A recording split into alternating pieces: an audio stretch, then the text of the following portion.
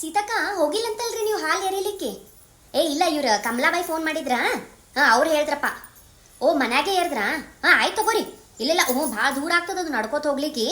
ಇಲ್ಲ ಎಷ್ಟು ಸಾಧ್ಯ ಆಗ್ತದ ಅಷ್ಟು ಮಾಡೋದು ನೋಡ್ರಿ. ಹೌದಿಲ್ರಿ? ಅಪ್ಪ ನಾವು ಮನ್ಯಾಗೆ. ಇಲ್ಲೆಲ್ಲಿ ಹೋಗೋದಾಗ್ತದ್ರಿ? ಬೆಂಗಳೂರಿನಾಗ ದೂರ ಇರ್ತಾವ, ಮತ್ತೊಬ್ಬರು ಬಿಟ್ಟು ಬಾ ಕರ್ಕೊಂಡ್ ಬಾ, ನಮಗೆಲ್ಲಿ ಗೊತ್ತಾಗ್ತದ್ರಿ ಒಬ್ರೇ ಹೋಗ್ಲಿಕ್ಕೆ?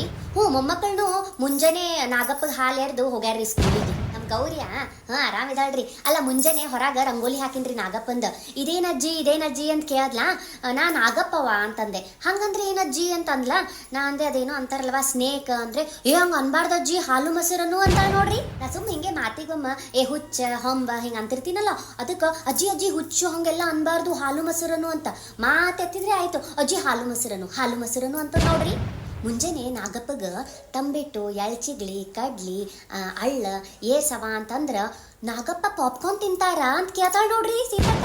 ಮತ್ತ ಅವ್ರ ಅಪ್ಪನ ಮುಂದೆ ಹೋಗ ಕೇಳಿಗತ್ತಾಳ, ಅಪ್ಪ ಇವತ್ತು ಯಾಕಪ್ಪ ಏನದ ಇವತ್ತು ನಾವು ಯಾಕೆ ಹೊಸ ಡ್ರೆಸ್ ಹಾಕೋಬೇಕು ಅಂತ ಹೇಳಿ. ಅವ್ರಪ್ಪ ಸುಮ್ ಹಂಗೆ ಅಂದಾರ, ಇಲ್ಲಪ್ಪ ಇವತ್ತ ನಾಗಪ್ಪಂದ ಹ್ಯಾಪಿ ಬರ್ತ್ಡೇ ಅದ ಅಂತ ಹೇಳಿ.